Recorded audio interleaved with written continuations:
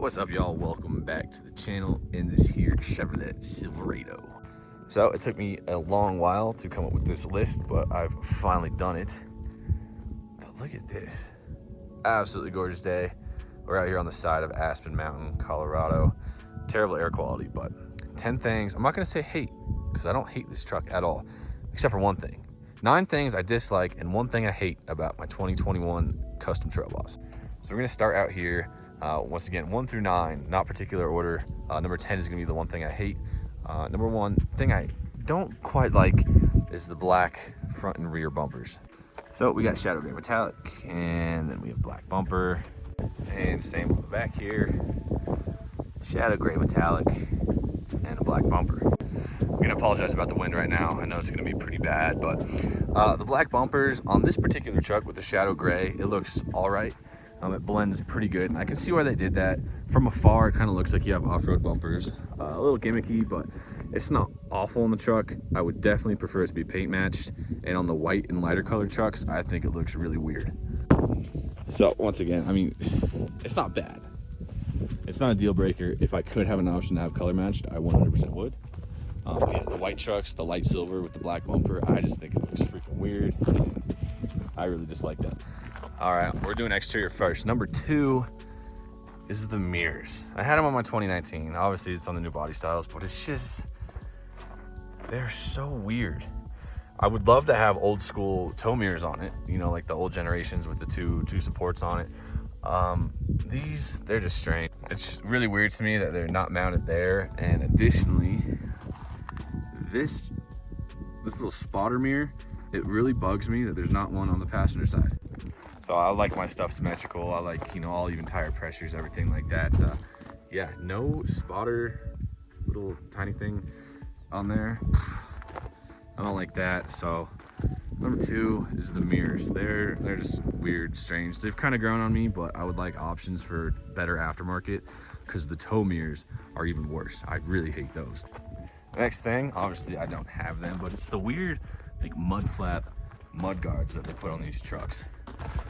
They're gone, so I'm not really showing anything. The rear one is for aerodynamics, and the front one, obviously it serves a function, so you're not kicking rocks up and everything, but it just makes the truck look weird, so I took mine off. Don't like that from the factory. All right, number 4 has to do with the exterior of the vehicle, is the aluminum. So tailgate's aluminum. I think bed sides are aluminum. I'm pretty sure the doors aren't. Hood's aluminum, I believe. Anyway, there's aluminum body panels on this truck.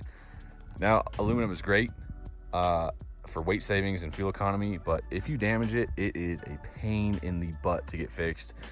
As we can see with my black truck, when I messed up that tailgate, they couldn't just pop that dent out. You have to Bondo it, and Bondo sucks. You can't really do paintless dent repair. It's kind of a pain. I don't love it. Would prefer non-aluminum body panels on the truck. And finally, this is only pertinent to stock vehicles. Well, all this is pertinent to stock vehicles. Mine has been changed once again, but it's that stock exhaust. So whoever manufactured it or came up with the plans made it have the quietest stock exhaust in the world with the flapper valve. So if you don't know what the flapper valve is, it's a little flapper on the muffler that kind of closes down to make the truck even quieter. So it's like, I guess some people like that, but do you know your truck audience? Come on now. It made 0 sound stock, so that's also been changed. So I think that's what, number 5, aluminum body panels, the weird mud flaps, the mirrors, the black painted bumpers, the exhaust. So back in the truck now. I've been filming another video today as well. Let's go. Number 1, not a deal breaker, but there's no, let's see here on the back. I have no hand controls for my music. I've said it before, it's not a huge deal, but I mean, it can't be that much more expensive. It's literally 2 buttons. I mean, you know, the reach is just over here and whatnot, but I don't like not having hand controls. The more I have the truck, the more I wish I just had them, but that's that. Number 6, I don't know, 7, 12.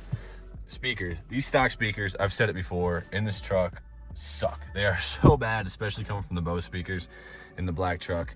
These speakers, I mean, we got 1, 2, 3, 4, I think it's a 6 speaker system. They're paper cones.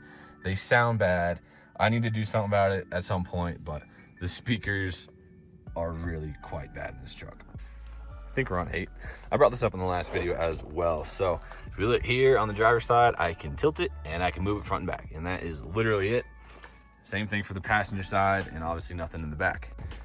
So even my 2008 LS, which is pretty comparable to what this truck is, at least had a lumbar support adjust in it. So, and it had height adjust. So this truck only goes, you know, it leans and it goes front and back. I can't adjust lumbar and I can't adjust height. Once again, I think the seating position is relatively comfortable. Actually, it's pretty comfortable, but I would at least like to have some sort of lumbar control. That would be nice. And height adjustment for other people that drive the truck that are shorter than me. This is exactly my seating position, which I'm totally fine with. And like I said in the last video, I'm very comfortable in this truck. But it would be nice, you know, crank out the lumbar support, adjust the back, maybe adjust the height so the wife can see over the steering wheel. You never know. But the lack of seat adjustments really can't be that expensive to add just that little turn knob into it, but it is what it is for a base model truck. All right, I'm fairly certain I'm on number 9 here. No idea though. Number 9, okay, I changed my mind. 8 things I dislike, 2 things I hate. I hate the AFM, DFM on these trucks, and I hate that GM has totally botched this motor and is causing lots of issues for everybody. So I've said it before, they put the active fuel management, dynamic fuel management in the trucks in like 2007. That started making oil consumption issues, and it's been downhill ever since then. I have a 5.3 in my 2001 Suburban, and that thing has been absolutely bulletproof. These trucks now are dropping lifters, bending push rods, eating oil. It's just a bunch of problems, and the reliability has gone straight down the shitter. So that's got to be number 9, right? Number 9, I hate what they've done to the motors. Even with the lifters and push rods now, it's not directly related to the AFM, DFM systems. It seems like 1, bad batch of lifters. 2, they've changed the angles of the push rod and the lifters, so if you hit a certain harmonic, you know, vibration, it just totally screws everything up. And it's like, how can you take something so reliable like the 5.3 and just add so much garbage to it that is now blowing up on people after just 72 miles? I had a commenter on one of my videos, 72 miles and his truck was in the shop for a drop lifter.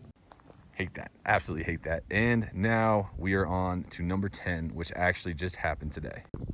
So as we can see, we're out here around the side of Aspen Mountain. Top of the mountain is way up there. We came up from the backside. I mean, it's nothing super technical. It's steep and it's dirt, but it shouldn't be a problem. I mean, I took the RAV4 up here. You'll get to the top. They got, you know, smallish cars, Subarus and whatnot. So it's really not a challenge.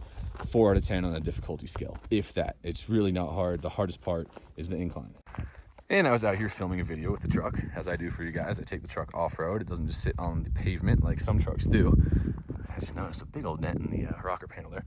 Anyway, let's get to the number 1 thing that I hate in the truck. On this simple mountain road, it's a 75-degree day out, maybe. I have nothing in the bed here. I'll show you what's in the truck. I got my tool bag, and that's it, really nothing.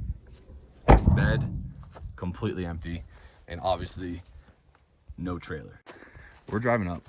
This truck hit 253 degrees on the transmission fluid temp, according to the gauge on the inside of the truck.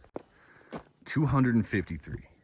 So this truck on the highway runs about 185, and quote unquote transmission temp will be around 210 because it's running through the radiator here. I don't think this truck has, not that I can see, by the way, or for what it matters, I don't think this truck has an auxiliary transmission cooler. So 253 degrees, nothing in the truck, no trailer, no nothing, just a steep dirt road, not even a roasting hot day. That made me lose an absolute ton of confidence in this truck. So once we get down to service, I'm going to call Chevrolet, see what they have to say about it.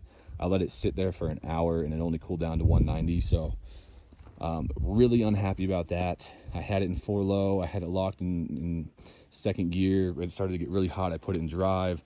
You know, I let it do its own shifting and whatnot, and it just kept climbing and climbing and climbing. So if this truck's transmission is going to run at 253 off-road, you best take that sticker off the back because that just doesn't work. Obviously, I have bigger tires on it. I have a lift kit and whatnot. Could be on me for not recalibrating stuff, but still, 253, unreal. So this is obviously going up after this video, but it happened in this video. So if you haven't watched that one, check it out. But let me know what your temperatures on your Silverado is. Do you ever see something over 230? I've seen it go to 220 and I'm sort of okay with that, but 253 degrees on the transmission temperature. I hate that. I hate it, hate it, hate it, hate it, hate it. Unless they have some special transmission fluid that's supposed to go up to 6,000 degrees or something. We're going to get down the mountain here. I'm going to call Chevrolet and we're going to see what they got to say about it. But that is it. Thank you guys for watching and the support. Let's get to 2,000 subscribers and then I'm going to do a giveaway. But that is 10 things. No, that is 8 things I dislike and 2 things I hate about my 2021 Custom Trail Boss. We'll see you in the next one.